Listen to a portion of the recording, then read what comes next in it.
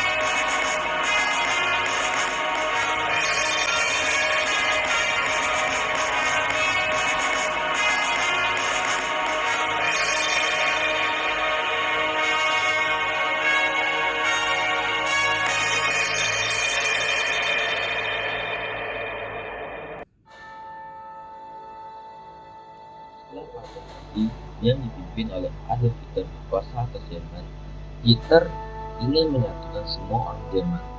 Pertama, Hitler menduduki Austria tanpa perlawanan. Peristiwa ini dikenal sebagai Anschluss. Kedua, dalam suatu konferensi, Hitler menyatakan bahwa ia berhak atas daerah di Cekoslowakia, Sudetenland. Singkatnya, Prancis dan Britania Raya atau yang disebut Inggris menyepakati hal tersebut asalkan Jerman tidak menginvasi Cekoslowakia. Namun sebaliknya, tentara Jerman malah menginvasi Cekoslowakia dan menjadikan Slovakia sebagai negara boneka. Prancis dan Britania tidak melakukan apa-apa. Gambar ini menunjukkan warga Ceko yang marah ketika pasukan Jerman menduduki Praha, ibu kota Cekoslowakia pada 15 Maret 1939.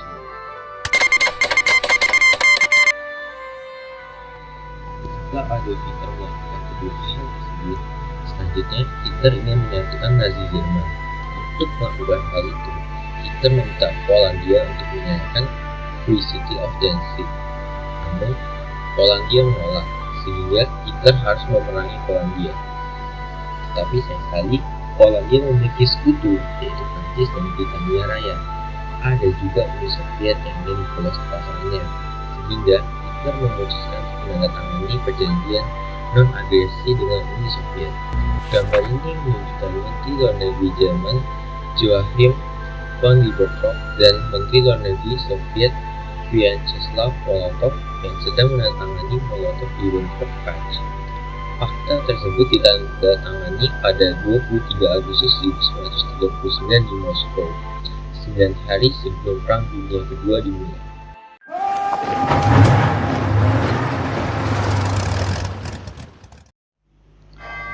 Pada tanggal 1 September 1939, Hitler menginvasi Polandia.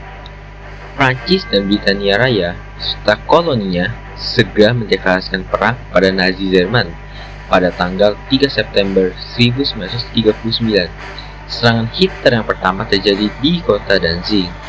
Uni Soviet kemudian menginvasi Polandia pada tanggal 17 September 1939. Gambar ini merupakan peta invasi Polandia. Dari sini, Hitler sudah menggunakan strategi perang baru, yaitu Blitzkrieg, yang berarti serangan kilat. Tentara Polandia bertahan dengan hebat. Tetapi usaha mereka sia-sia, sebab mereka bukan siapa-siapa dengan dua negara besar yang mengepung mereka. Warsawa, ibu kota Polandia, jatuh pada 28 September 1939. Pesan terakhir yang mereka sampaikan bisa dilihat di deskripsi. Pemerintah mereka membuat pemerintahan di pengasingan, government in exile, di Paris, lalu direlokasikan ke London. Gambar ini menunjukkan tentara Jerman yang memasuki Warsawa. Segera setelah Polandia jatuh, dibentuklah organisasi pembebas Polandia yang dinamakan sebagai Polish Underground State, dan cabang dari organisasi ini yang paling terkenal adalah Home Army. Mereka berperan penting dalam beberapa peristiwa pemberontakan yang nanti akan kita bahas. Gambar ini merupakan bendera mereka. Simbol di bendera ini disebut sebagai Korwika. Setelah selesai dengan Polandia, Sekutu dan Pos tidak melakukan apa-apa. Tetapi, Britania Raya sadar akan kebutuhan Jerman terhadap besi. Karena tidak diperbolehkan untuk mendaratkan pasukan di Norwegia, Inggris menaruh bom di lautan internasional dan menyerang kapal-kapal Jerman yang berada di dekat Norwegia atau Denmark. Hitler sadar akan hal ini. Pada 9 April 1940, Hitler menginvasi Denmark dan Norwegia dengan tujuan mengamankan rute besi mereka. Pasukan Jerman menyeberangi perbatasan Denmark, dan beberapa saat setelah mereka mendaratkan pasukan di Copenhagen, ibu kota Denmark, Denmark jatuh kurang dari 6 jam. Setelah selesai dengan Denmark, pasukan penerjun payung Jerman mendarat di Oslo, ibu kota Norwegia, dan Solo. Sekutu langsung cepat-cepat mendaratkan pasukan di Namsos, Andasnes, dan Narvik. Operasi ini dikenal dengan Operasi Wasserudung. Ini peta invasi Jerman ke Denmark dan Norwegia. Sekutu bertahan sekuat-kuatnya, namun angkatan udara Jerman, Luftwaffe, juga menyerang Sekutu. Akhirnya, pada tanggal 10 Juni 1940, Norwegia menyerah dan pasukan Sekutu dievakuasi dari Norwegia. Setelah kekalahan yang memalukan ini, Perdana Menteri Chamberlain mengundurkan diri dan digantikan oleh Winston Churchill. Gambar ini merupakan tentara Jerman di desa Telefak, sekitar 39 km barat daya dari Bergen di Norwegia. Belum selesai dengan Norwegia, sekarang waktunya untuk Hitler menaklukkan Prancis. Pertama, Hitler menginvasi Belanda, Belgia, dan Luxembourg. Kemudian tentara Prancis dan Inggris pun maju menuju Belgia dan Belanda. Ketika pasukan Prancis dan Inggris sedang berperang dengan pasukan Jerman, muncul pasukan utama Jerman dengan 50 divisi Wehrmacht, Angkatan Darat Jerman. Mereka langsung maju ke Selat Inggris, memerangkap dan menghancurkan pasukan utama Prancis dan pasukan ekspedisi Inggris BEF. Ini merupakan peta invasi Jerman ke Prancis dinamakan sebagai Operation Cash Yellow. Mereka melakukan serangan utama mereka dari hutan Ardennes karena Prancis yakin bahwa daerah itu tidak dapat ditembus. Namun mereka salah. Penyerangan ke Prancis dan 3 negara rendah ini dimulai pada tanggal 10 Mei. Gambar ini kami yakini merupakan divisi tank Jerman melintasi hutan Ardennes. Karena terperangkap dan tidak bisa melawan, terdapat operasi untuk menyelamatkan pasukan ekspedisi Inggris dan beberapa tentara Prancis. Operasi ini dikenal dengan Operation Dynamo. Operasi penyelamatan ini terjadi di Dunkirk dan dimulai pada tanggal 27 Mei hingga 4 Juni 1940. Peristiwa ini juga disebut KTB Dunkirk. Ada cerita yang menarik tentang operasi ini, yaitu kapal-kapal warga sipil juga ikut membantu menyelamatkan pasukan ekspedisi Inggris untuk kembali ke rumah mereka. Ini merupakan peta penyelamatan dari Dunkirk ke Dunkirk. Ini merupakan foto para pasukan ekspedisi Inggris yang sedang menunggu penyelamatan di Dunkirk. Mereka tidak dapat membawa persenjataan berat mereka, seperti tank, anti-air gun, artillery, dan lain-lain. Operasi ini menyelamatkan lebih dari 338.000 pasukan Inggris dan Prancis. Sama seperti pasukan Polandia yang berhasil kabur ke Britania Raya, mereka juga akan berperang dengan Nazi Jerman.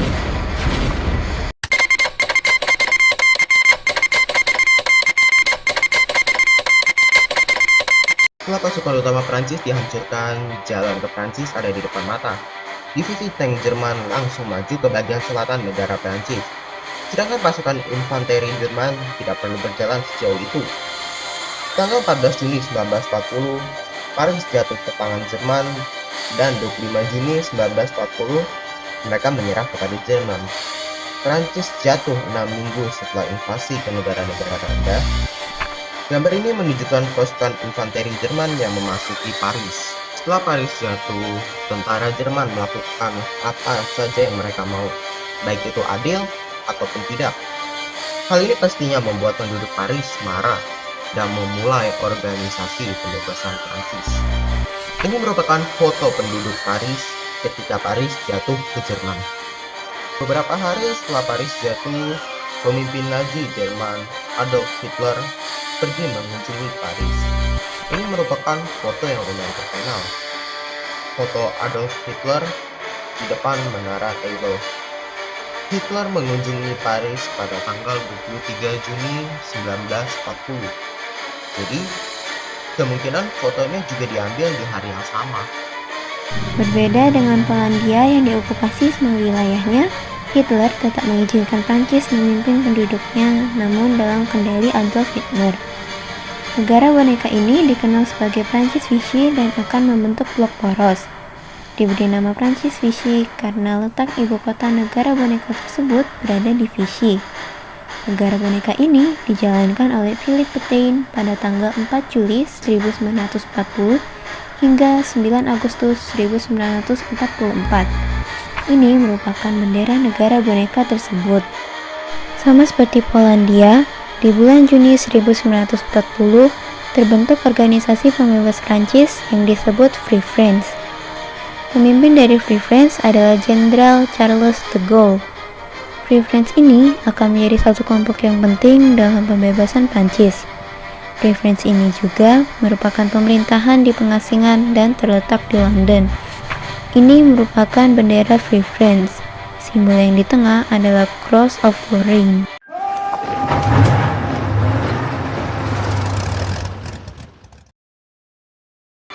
Setelah menaklukkan Prancis, Luftwaffe melakukan pengeboman di pangkalan udara Royal Air Force atau RAF, AU Britania Raya, dan kota-kota di Inggris. Peristiwa ini dikenal dengan Pertempuran Britania dan The Blitz, yang berlangsung dari bulan Juli 1940 hingga Juni 1941. Ini merupakan foto pesawat bomber di atas kota London. Pertempuran inilah yang akan menentukan nasib Britania Raya. Jika RAF gagal, Britania Raya dapat diinvasi oleh Jerman. Jika RAF menang, Britania Raya dapat dipastikan selamat dari invasi Jerman.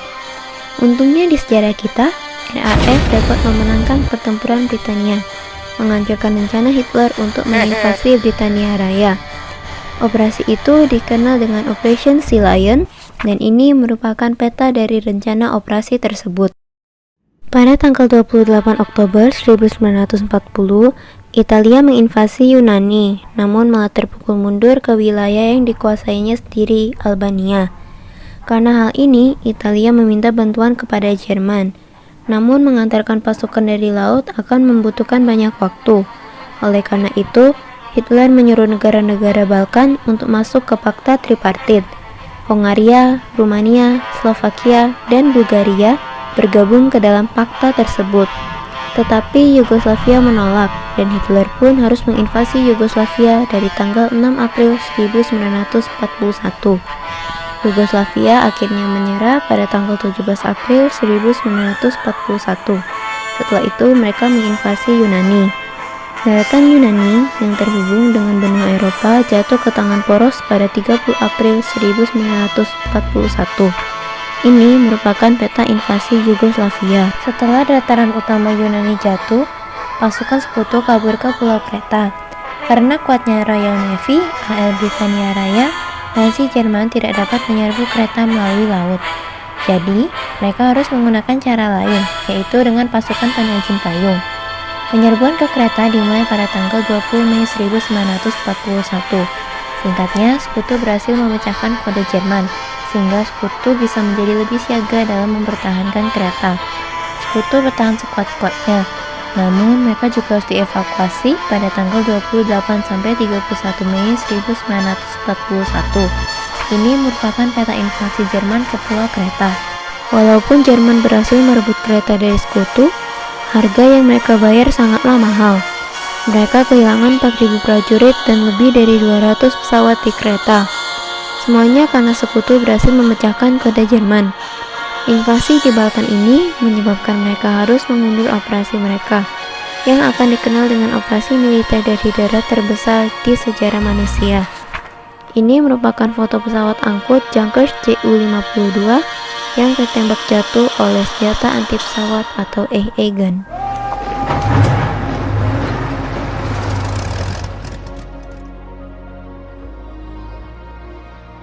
22 Juni 1941, hari di mana operasi terbesar dalam sejarah manusia dimulai. Nazi Jerman menyerang Uni Soviet dengan 150 divisi Wehrmacht. Lebih dari 3 juta pasukan poros menginvasi Uni Soviet. Ini merupakan salah satu operasi yang bakal panjang untuk dijelaskan satu persatu. Namun tenang, kami akan membuatnya sesingkat dan semudah mungkin. Ketika poros menginvasi Uni Soviet, mereka juga melakukan Blitzkrieg. Pasukan grup utara dengan tujuan untuk merebut negara-negara Baltik dan kota Leningrad atau sekarang dikenal dengan Saint Petersburg. Pasukan grup tengah dengan tujuan untuk merebut kota Smolensk, dan pasukan grup selatan dengan tujuan untuk merebut wilayah Ukraina dan ibu kotanya Kiev. Uni Soviet belum siap akan invasi ini mengakibatkan tertawanya 1.770.000 pasukan Uni Soviet, yaitu 250.000 di Bialystok sampai Minsk, 300.000 di Smolensk, 660.000 di Kiev, 660.000 Vyazma sampai Bryansk. Namun, operasi mereka tetap gagal dengan musim dingin Uni Soviet. Ini merupakan peta Operation Barbarossa dan pergerakan poros. Salju turun lebih cepat pada saat itu, 6 Oktober 1941. Hal ini menyebabkan kekurangan keperluan logistik pasukan poros. Pada tanggal 6 Oktober 1941, Stalin memanggil kembali salah satu jenderal terbaiknya, Georgy Zhukov, untuk menyiapkan pertahanan Moskow. Ketika datang, Zhukov langsung mempersiapkan pertahanan untuk Moskow dengan menggali parit dan membangun kubu pertahanan. Zhukov kemudian membuat garis pertahanan dari kota Kalinin di utara sampai kota Kaluga di selatan. Di tengah garis pertahanannya adalah kota Mozhaivsk. Di tanggal 27 Oktober, garis pertahanannya sudah jatuh. Di tanggal 14 November, tanahnya sudah menjadi beku. Musim dingin ini akan yang menjadi paling dingin dalam abad ke-20. Pada akhirnya, penyerangan ke Jerman Moskow berakhir dengan kegagalan. Jarak terdekat mereka dengan Moskow hanya 35 km saja. Di tanggal 5 Desember, Uni Soviet melakukan serangan balik ke Jerman, menyebabkan keadaan Jerman lebih parah. Pada awal Januari, pasukan Soviet memukul mundur pasukan Jerman 100 km dari Moskow. Ini merupakan pasukan Soviet yang sepertinya melakukan penyerangan balik ke Jerman, jika kalian mengamati perkataan kami dengan saksama. Setelah Benito Mussolini menjadi Perdana Menteri di 1922, ia kemudian menjadikan dirinya sendiri sebagai seorang diktator di 1925. Benito Mussolini merupakan pemimpin fasis pertama di Eropa. Ia kemudian dikenal sebagai Ildus yang berarti pemimpin. Setelah Benito Mussolini berkuasa, ia ingin menghidupkan kembali Kekaisaran Romawi. Tetapi ada satu hal penting yang harus Italia capai, yaitu Suez Canal atau terusan Swiss. Suez Canal ini berfungsi sebagai penghubung antara Britania Raya dengan wilayah koloninya di Asia. Dengan direbutnya Suez Canal, maka dapat dipastikan ekonomi Britania Raya akan menurun. Italia pun menginvasi Abyssinia dengan tujuan untuk lebih dekat dengan jajahan Inggris di Afrika. Ini merupakan peta invasi Abyssinia. Dari utara adalah De Bono dan di selatan adalah Graziani. Graziani akan menjadi tokoh yang penting saat Perang Dunia II di Afrika dimulai. Setelah selesai dengan Abyssinia, sekarang Italia ingin mengontrol pintu masuk ke Laut Adriatik. Karena hal ini, Italia harus menginvasi Albania yang merupakan pintu masuk ke Laut Adriatik. Perang ini dimulai dari 7 April 1939 sampai 12 April 1939. Hasilnya, Italia berhasil mengontrol Albania. Ini merupakan foto pasukan Italia di Albania. Belum ada lokasi pasti di mana foto ini diambil.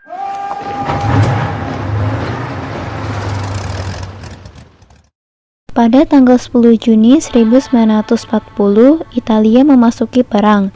15 hari sebelum Prancis jatuh, Italia mendeklarasikan perang terhadap Britania Raya dan Prancis. Kampanye Afrika Utara juga merupakan salah satu kampanye yang panjang, tetapi kita akan membuatnya sesingkat mungkin.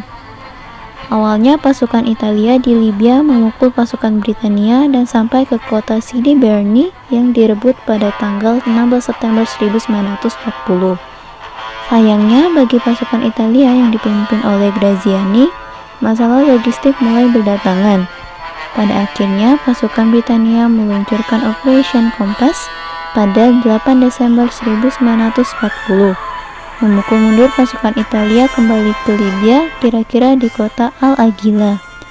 Adolf Hitler sadar akan kekalahan Italia, lalu ia mengirimkan Erwin Rommel ke Afrika Utara. Ini merupakan foto kedatangan Erwin Rommel di Tripoli, Libya. Erwin Rommel merupakan salah satu orang penting saat kampanye Afrika Utara. Erwin Rommel bersama dengan Afrika Korps dengan total kira-kira 65.000 pasukan Jerman dan 55.000 pasukan Italia. Pada 12 Februari 1941, ia memulai serangannya. Pada 10 April 1941, pasukan Britania berhasil terpukul mundur kembali ke Mesir, kecuali untuk satu kota di Libya, Tobruk. Ini merupakan foto Afrika Korps. Belum pasti di mana foto ini diambil, tapi sepertinya diambil pada saat perjalanan menuju pasukan Britania di Libya, atau pada saat perjalanan mereka memukul mundur pasukan Britania keluar dari Libya. Di sini terdapat tank-tank ringan dan sepertinya konvoi Afrika Korps.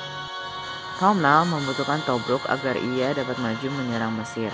Ia kemudian melakukan pengepungan atas Tobruk, dilindungi oleh pasukan campuran yang kebanyakan merupakan pasukan dari Australia, Divisi ke-9 dan Brigade ke-18. Pasukan Poros melakukan serangan demi serangan untuk merebut Tobruk. Namun usaha mereka sia-sia. Para pasukan yang mempertahankan Tobruk ini masih disuplai melalui jalur laut, yaitu Royal Navy. Pasukan Britania melakukan serangan demi serangan untuk menyatukan pasukan Britania dengan pasukan di Tobruk. Pada akhirnya, pada 18 November 1941, dengan kode nama Operation Crusader, pasukan Britania akhirnya dapat menyatukan pasukan mereka dengan pasukan di Tobruk. Dibebaskan pada 10 Desember 1941 setelah lebih dari 8 bulan pengepungan, memberikan mereka nama sebagai The Rats of Tobruk. Ini merupakan foto pasukan Australia yang mempertahankan Tobruk. Terlihat ia sedang memegang senapan mesin yang bernama Brand. Setelah dilakukannya Operation Crusader, pasukan Poros melakukan serangan balasan kepada pasukan Britania, membuat pasukan Britania mundur dan mundur hingga kembali ke Mesir. Saat ini Tobruk berhasil direbut oleh Erwin Rommel. Pangkatnya pun dinaikkan menjadi Field Marshal, yang sepertinya merupakan pangkat tertinggi. Setelah direbutnya Tobruk, Rommel memukul mundur pasukan Britania hingga ke El Alamein, Mesir. Sekarang, Rommel harus menghadapi pasukan ke-8 Britania yang dipimpin oleh Bernard Montgomery. Ini merupakan foto dari Bernard Montgomery yang sepertinya sedang mengamati lingkungan sekitar dari atas tank. El Alamein merupakan kota yang penting. Jika kota itu jatuh, Alexandria dan juga Kairo dapat juga jatuh, atau lebih parahnya, terusan Suez dan Timur Tengah juga akan jatuh. Untungnya hal itu tidak terjadi. Pasukan Montgomery berhasil mengalahkan pasukan Rommel di El Alamein. Pada 23 Oktober hingga 11 November 1941, pasukan Montgomery melakukan serangan besar-besaran kepada pasukan Poros. Kemenangan di El Alamein ini membuat pasukan Montgomery berhasil memukul mundur pasukan Poros kembali ke dalam Libya. Sementara pasukan Montgomery di Libya, front baru akan terbuka di barat. Ini merupakan pasukan Britania yang sepertinya melakukan serangan kepada pasukan Poros di El Alamein. Pembukaan front baru di Afrika Utara bagian barat dengan kode nama Operation Torch terdiri dari gugus tugas barat, tengah, dan timur. Gugus tugas barat terdiri dari 30.000 pasukan AS yang dipimpin oleh George S. Patton, mendarat di Casablanca. Gugus Tugas Tengah 39.000 pasukan AS mendarat di Oran, Algeria. Gugus Tugas Timur terdiri dari 10.000 pasukan AS dan juga 23.000 pasukan Britania mendarat di Algiers. Pasukan ini disebut sebagai pasukan pertama Britania dan dipimpin oleh Jenderal Britania yaitu Kenneth Anderson. Operasi ini dimulai pada 8 November 1942. Ini merupakan peta Operation Torch. Saat mereka mendarat, pasukan Prancis Vichy yang berada di sana singkatnya lebih mendukung sekutu, berasal dari perintah atasan mereka yang mendukung sekutu. Pasukan Prancis Vichy sekarang akan menjadi pasukan pembebas Prancis yang mendukung sekutu untuk mengalahkan Poros. Pada 10 November hingga 27 November 1942, pasukan Jerman menginvasi Prancis Vichy, namun gagal merebut armada angkatan laut Prancis di Toulon. Ini merupakan foto pasukan AS, bukan pasukan Britania. Mereka mendarat bersama dengan pasukan Britania agar pasukan Prancis Vichy tidak memberi perlawanan. Saat ini, keadaan pasukan Poros berada di ujung tanduk. Pasukan dan tank mereka di Tunisia harus dipindahkan ke tempat yang lebih penting seperti di front timur. Pada awal Januari, Afrika Korps Rommel datang di Tunisia Tenggara, masih kabur dari kejaran pasukan ke-8 Montgomery. Karena hal ini, pasukan Poros pun mencoba memukul mundur pasukan sekutu di barat. Namun hal ini merupakan hal yang salah. Pada 9 Maret 1942, Rommel dipulangkan ke Eropa karena penyakitnya. Hal yang bisa dilakukan Poros adalah bertahan. Hari demi hari, minggu demi minggu, pasukan Poros berhasil dipukul mundur. Ini merupakan peta keadaan pasukan Poros sejak 26 Februari 1943 hingga Mei 1943. Pada 9 Mei 1943, pasukan Britania berhasil masuk ke ibu kota Tunisia, Tunis, dan pasukan AS serta Prancis berhasil menerobos masuk ke Bizerte. Pasukan Poros yang berada di sekitar area tersebut menyerah kepada sekutu, mengakibatkan tertawannya sebanyak 250.000 pasukan Poros. Akhirnya mengakhiri perang di teater ini. Ini merupakan foto pasukan Britania yang masuk ke dalam kota Tunis. Mereka disapa sangat ramah oleh penduduk di Tunis. Setelah kegagalan Hitler merebut Moskow, ia mengalihkan pandangannya ke wilayah Kaukasus. Nazi Jerman sekarang sedang kekurangan minyak, dan dengan direbutnya tambang minyak baku di Azerbaijan, itu dapat mengatasi masalah krisis minyak. Pada 28 Juni 1942, Jerman melaksanakan Operation Case Blue dengan tujuan untuk merebut tambang minyak baku. Pasukan Jerman perlahan demi perlahan mendekati tujuan mereka. Namun, saat mereka sampai di kota Stalingrad, mereka melihat pasukan Soviet yang melindungi kota itu atas nama Stalin. Ini merupakan gerakan pasukan Jerman saat Operation Case Blue.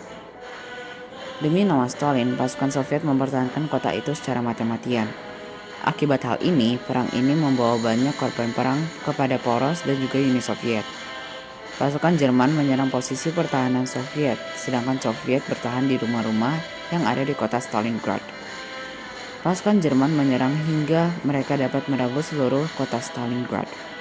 Namun, mereka tidak sadar akan bahaya maut yang akan datang.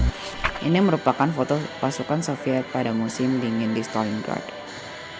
Tidak sadar akan maut yang bakal mendatangi mereka, pasukan Jerman ke-6 yang bertugas merebut Stalingrad pun dikejutkan. Pada 19 November 1942, Operation Uranus dilaksanakan, memerangkap pasukan Jerman yang ada di Stalingrad. Pada akhirnya, pasukan Jerman ke-6 secara resmi menyerah kepada Georgi Zhukov pada 2 Februari 1943. Dengan hancurnya pasukan ke-6, pasukan Soviet dengan mudah melaksanakan Operation Little Saturn dan memukul mundur pasukan Jerman. Ini merupakan pergerakan pasukan Soviet dari 18 November 1942 hingga Maret 1943.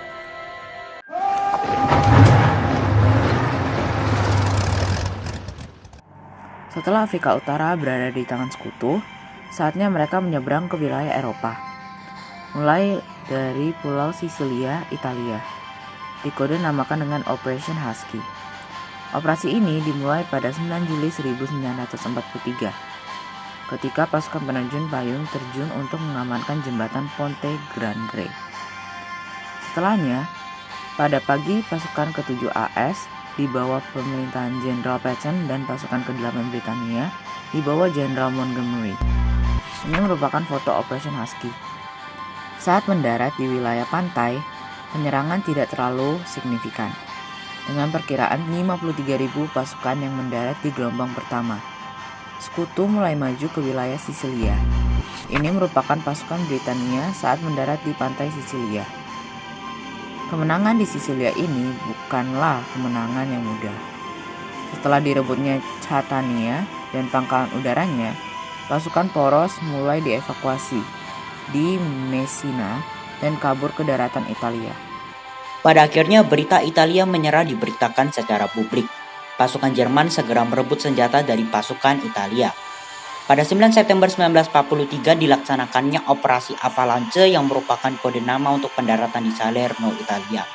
Dengan pasukan gabungan Britania di atas dan pasukan AS di bawah, mereka berhasil membuat pijakan di pantai Salerno. Ini merupakan foto operasi pendaratan di Salerno. Saat peperangan di Monte Cassino sedang berlangsung, Sekutu melakukan operasi pendaratan di dekat kota Anzio untuk mengepung garis Gustav, yaitu salah satu garis pertahanan di semenanjung Italia. Ini merupakan foto pasukan AS yang mendarat di pantai dekat Anzio. Takut karena bisa terkepung, Albert Kesselring menerima pesan untuk mundur. Tapi di saat yang penting, Jenderal Mark W. Clark dari pasukan AS di Anzio membiarkan perintah untuk mengejar pasukan Jerman dan malah langsung bergerak menuju Roma. Roma ditinggalkan dan akhirnya berhasil direbut pada 4 Juni 1944, 2 hari sebelum pendaratan di Normandia. Ini merupakan foto pasukan Britania di Roma pada tanggal 8 Juni 1944. Ini merupakan foto penjelasan yang lengkap tentang kampanye di Italia. Bisa kita lihat kampanye ini sangat lama dan selesai ketika Poros menyerah pada Mei 1945. Di sini kita bisa melihat garis pertahanan Poros yaitu garis Gustav dan garis Gotik. Kami membuat kampanye ini sesingkat-singkatnya demi dapat memahami tentang kampanye di Italia. Operasi Neptune bagian dari operasi besar yaitu Operasi Overlord. Operasi Overlord awalnya akan dilaksanakan pada 5 Juni 1944, tetapi karena cuaca di Britania yang kurang bagus maka dialihkan menjadi 6 Juni 1944. Kode nama pantai dalam operasi ini adalah Utah dan Omaha yang akan diserbu pasukan AS Gold dan Sword yang akan diserbu pasukan Britania dan Juno yang akan direbut oleh pasukan Kanada. Operasi ini akan menjadi operasi amfibi terbesar dalam sejarah. Sebelumnya akan diterjunkan beberapa pasukan penerjun payung pada malam 5 Juni. Ini merupakan area pantai tempat penerjun payung dan tujuan operasi Overlord pada hari pertama. Pendaratan di Normandia akan sangat mematikan dan berdarah terutama di pantai Omaha. Pantai Omaha ini dilindungi oleh beberapa divisi pasukan Jerman, salah satunya adalah divisi infanteri ke-352. Di sini situasi benar-benar kacau. Tank yang seharusnya melindungi pasukan infanteri malah tenggelam sebelum mencapai pantai dan beberapa kapal sampai mendarat di luar wilayah operasi. Heinrich Severloh kira-kira membunuh antara 1.000 sampai 2.000 pasukan AS, membuat dia dikenal sebagai The Beast of Omaha. Ini merupakan foto pasukan AS yang baru saja keluar dari kapal pendaratan di Omaha. Pada hari pertama operasi, Sekutu gagal merebut tujuan mereka. Carleton, Isigny, Bayeux, dan Caen semuanya gagal direbut. Pada akhirnya Sekutu dapat merebut pantai Normandia dengan korban perang sekitar 10.000 jiwa dengan 4.414 pasukan korban terkonfirmasi. Ini merupakan keadaan di pantai Omaha ketika berhasil direbut Sekutu. Jika dilihat, sepertinya foto ini diambil beberapa hari setelah pantai Omaha berhasil direbut. Walaupun yang paling dikenal adalah pendaratan di Normandia, kita juga tidak boleh melupakan operasi pendaratan di pantai selatan Perancis dengan kode nama Operation Dragoon. Wilayah pantai di pantai selatan Perancis ini dinamakan Alpha, Delta, dan Gamma. Operasi ini dimulai pada 15 Agustus 1944 yang awalnya direncanakan untuk dijalankan bersamaan dengan Operasi Overlord. Ini merupakan wilayah pendaratan Sekutu di Operasi Overlord. Pendaratan di pantai selatan Perancis ini tidak sama dengan pendaratan di pantai Normandia. Lebih sedikit korban perang yang dihasilkan akibat operasi ini. Ini merupakan armada pasukan AS di pesisir pantai di Prancis Selatan. Operasi ini bertujuan untuk merebut pelabuhan penting di kota Marseille dan Toulon. Dengan direbutnya dua pelabuhan tersebut, masalah krisis material di pasukan utara dapat teratasi. Pada 25 Juli 1944, Sekutu meluncurkan Operasi Cobra, operasi untuk keluar dari wilayah Normandia. Wilayah Britania berhasil direbut pada minggu pertama pada bulan Agustus. Beberapa saat kemudian, pasukan Jerman meluncurkan serangan untuk memotong pasukan sekutu menjadi dua.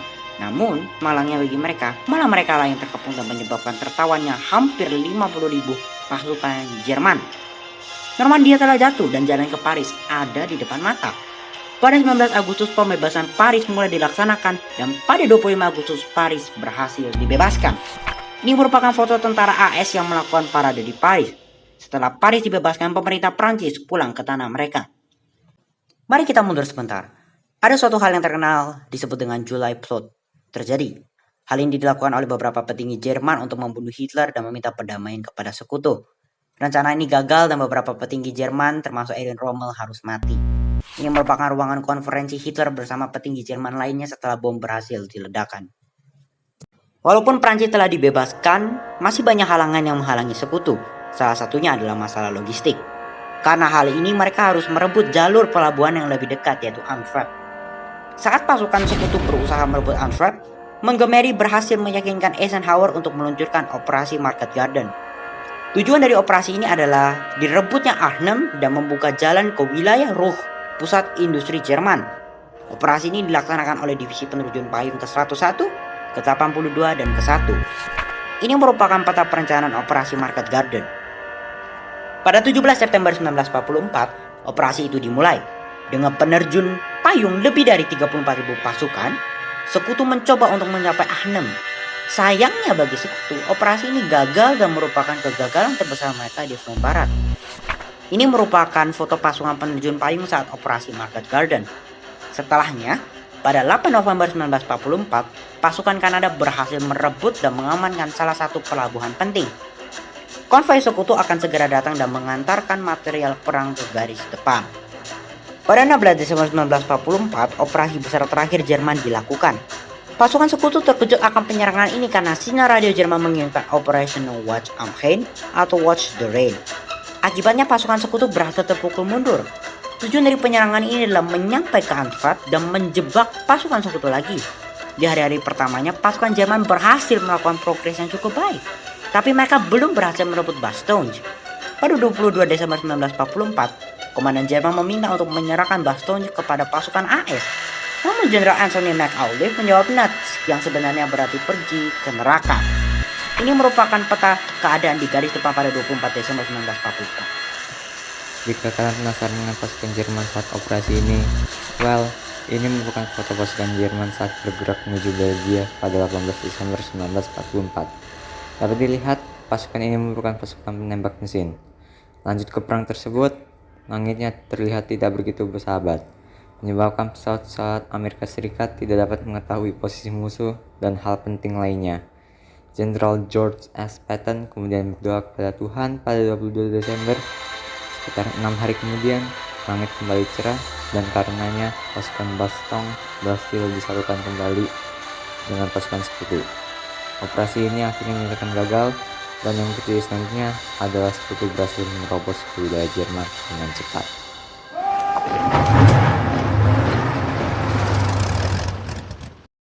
Setelah Uni Soviet meluncurkan Operation Tool Saturn, Uni Soviet mulai mendapatkan wilayah lamanya satu persatu. Singkatnya, mereka berhasil memukul mundur Jerman hingga ke garis yang paling dalam. Selanjutnya, pada 23 Juni 1944, mereka meluncurkan saingan Operation Barbarossa, Operation Bagration. Dimulai pada 23 Juni 1944 dan berakhir dengan kemenangan besar bagi Uni Soviet pada 29 Agustus 1944.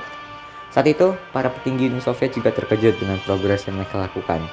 Oh ya, mereka juga berhasil memecah pasukan Jerman menjadi dua, pasukan di negara Baltik dan pasukan utama Jerman. Selanjutnya, akan terjadi pemberontakan besar-besaran di ibu kota Polandia. Ini merupakan peta garis depan saat Operation Bagration. Seperti yang sudah dibilang, para pemberontak di Polandia memulai pemberontakan di ibu kota mereka dengan tujuan untuk merebut kembali Warsawa dan meminta Polandia dapat kembali ke Warsawa. Pemberontakan ini dilakukan pada 1 Agustus 1944, memulai peristiwa yang dikenal sebagai The Warsaw Uprising. Sekitar 20.000 sampai 50.000 orang memberontak, kebanyakan dari mereka adalah warga sipil. Pemimpin mereka mengira bahwa Uni Soviet akan memanfaatkan situasi dan merebut Warsawa. Namun mereka berhenti di seberang sungai Vistula. Akhirnya, pemberontak harus menyerah pada Oktober Akibatnya, membuat 85% dari kota Warsawa menjadi reruntuhan. Ini merupakan foto pasukan pemberontak Polandia sebelum mereka melakukan pemberontakan. Pada 12 Januari 1945, Uni Soviet meluncurkan serangan lagi kepada Nazi Jerman. Penyerangan ini dikenal sebagai Vistula Oder Offensive atau serangan Vistula Oder. Disebut Vistula Oder Offensive karena penyerangan ini dilakukan dari sungai Vistula ke sungai Oder. Penyerangan ini berlangsung dari 12 Januari 1945 hingga 2 Februari 1945. Ini merupakan foto pergerakan pasukan Soviet dan keadaan di garis depan pada 12 Januari dan 2 Februari. Kurang dalam jangka waktu 1 bulan, Krakow, Warsawa, dan Poznan berhasil direbut dari tangan Jerman. Hasil dari penyerangan ini adalah kehancuran total bagi pasukan Nazi Jerman. Well, kalian pasti bertanya-tanya, bagaimana pasukan Soviet dapat bergerak begitu cepat? Jawabannya simpel, karena pasukan mereka lebih banyak. Sekitar 2.203.600 pasukan Soviet dan Polandia melawan 450.000 pasukan Nazi Jerman. Kedatangan pasukan Soviet ini disambut dengan baik oleh penduduk Polandia. Ini merupakan foto pasukan Soviet saat memasuki Lodz. Setelahnya, pada 27 Januari 1945, mereka menemukan realita yang sangat buruk. Setelah pelaksanaan Vistula Oder Offensive, pasukan Soviet terus maju bergerak menuju Berlin. Sekitaran 2 bulan lebih setelah Vistula Oder Offensive, kini ibu kota Jerman, Berlin, ada di depan mata. Pada 16 April 1945, Battle of Seelow Heights dimulai dan berakhir pada 19 April. Pada 20 April, Berlin sudah terkepung, dan pada 30 April 1945, pasukan Soviet sudah mengontrol kebanyakan dari kota Berlin. Pada 2 Mei 1945, Reichstag berhasil direbut dan foto terkenal pun diambil. Ini merupakan fotonya. Terlihat bendera Uni Soviet berkibar di atas Reichstag. Sebelum lanjut, ada satu hal penting yang harus kami bicarakan. Silakan lihat foto ini. Karena kekurangan pasukan untuk mempertahankan Berlin, Jerman menyuruh anak-anak remaja, kira-kira seumuran anak SMP kelas 3 atau anak SMA, untuk mempertahankan Berlin. Sebagian dari mereka dengan polos mengangkat tangan atau menyerah kepada tentara Amerika Serikat. Akhirnya, pada 8 Mei 1945, Nazi Jerman menyerah secara formal kepada Amerika Serikat. Semua warga sekutu bersorak-sorai, perang telah berakhir. Ini merupakan salah satu foto warga sipil yang membaca koran. Tertulis di situ, Germany surrenders atau Jerman menyerah, dan tertulis juga VE yang merujuk pada hari besar yang dirayakan sekutu atas kemenangan mereka di Eropa. Terlihat warga ini sangat bahagia. Foto ini diambil di Chicago, Illinois, Amerika Serikat. Kalian pasti bertanya, bagaimana dengan nasib para pemimpin Jerman dan Italia? Pertama, pemimpin Italia, Benito Mussolini menemui ajalnya ketika ia ingin melarikan diri dari Italia Utara ke Austria pada 28 April 1945. Keesokan harinya, mayatnya digantung di kota Milan untuk dijadikan bahan tontonan sebelum dikuburkan. Ini merupakan fotonya, tertulis nama mereka di atas mayat mereka. Kedua, pemimpin Nazi Jerman, Adolf Hitler, mati pada 30 April 1945, bunuh diri dengan menembak dirinya sendiri. Setelah itu, kalian pasti bertanya-tanya tentang nasib Jerman dan Italia. Untuk Italia, mereka masih aman-aman saja. Tapi untuk Jerman, mereka akan dibagi menjadi 4 wilayah, yaitu wilayah kekuasaan Inggris, Amerika Serikat, dan Prancis yang nantinya akan membentuk Jerman Barat, dan wilayah kekuasaan Uni Soviet yang nantinya akan membentuk Jerman Timur. Hal ini sudah disetujui di konferensi Yalta. Ini merupakan foto petinggi dari 3 negara sekutu, yaitu Inggris, Amerika Serikat, dan Uni Soviet. Seperti yang kami sudah sebutkan beberapa saat yang lalu, pada 27 Januari 1945, pasukan Soviet menemukan kenyataan yang sangat buruk. Ini merupakan fotonya. Di sini ini, tentara Soviet bertanya, "Untuk apa kalian di sini?" Mereka bertanya dengan muka terheran-heran, sedangkan para tahanan terlihat sangat bahagia dengan kedatangan pasukan Soviet. Tidak lama setelah itu, mereka menemukan kebenarannya di kamp pemusnahan yang mereka baru saja bebaskan, Auschwitz. Di sini, mereka menemukan bukti kekejaman dan kejahatan Nazi Jerman. Semua pasukan Soviet benar-benar syok melihat kejadian itu, termasuk pasukan yang berperang di Stalingrad. Kenyataan yang mereka temukan memanglah membuat mereka sangat syok. Ternyata, apa yang baru saja mereka temukan adalah sisa-sisa dari Holocaust, sebuah peristiwa pembantaian orang-orang Yahudi oleh Nazi Jerman. Di sini, kami tidak bisa menyangkal bahwa kekejaman yang mereka lakukan memanglah sangat kejam. Bisa dilihat dari foto ini. Dalam foto ini menunjukkan para tahanan di salah satu camp Nazi Jerman. Kalian bisa melihat bahwa mereka terlihat seperti orang yang tidak terawat dan tidak diberi makan. Karena kekejaman yang pemerintah Nazi lakukan, maka para tahanan pun pastinya tidak suka dengan mereka. Akhirnya, pada puncaknya, di tanggal 19 April sampai 16 Mei 1943, para tahanan di ghetto di Warsawa memberontak. Dibantu dengan Home Army, mereka berhasil memukul mundur pasukan Jerman. Namun, pada akhirnya perjuangan mereka juga berakhir dengan kegagalan. Ini merupakan salah satu foto yang terkenal. Di sini kita bisa melihat warga sipil yang dikeluarkan dari bunker. Terlihat jelas bahwa mereka korban Holocaust dari lambang bintang Daud di tangan mereka. Setelah Perang Dunia Kedua di Eropa benar-benar berakhir, Sekutu menemukan berbagai bukti kekejaman Nazi Jerman kepada orang-orang Yahudi. Ini merupakan suatu peta yang menggambarkan beberapa camp, namun yang ingin kami bahas adalah camp pemusnahan dan camp konsentrasi. Menurut kami, ada 3 camp yang paling terkenal yang bisa kalian lihat di peta ini. Pertama, Auschwitz, yang merupakan camp besar dan terdiri dari 3 camp kecil lainnya, termasuk Birkenau. Kedua, Treblinka. Ketiga, Dachau. Perang Dunia Kedua merupakan konflik yang paling berdarah dalam sejarah umat manusia. Sekitar 70-85 juta nyawa hilang dan 24 jutanya berasal dari Uni Soviet. Semoga kita mengingat sejarah supaya hal yang sama tidak terjadi kembali. Demikian pembahasan singkat kami. Kami ucapkan selamat merayakan VE Day bagi mereka yang di Eropa sana, dan terima kasih juga buat yang menonton hingga selesai.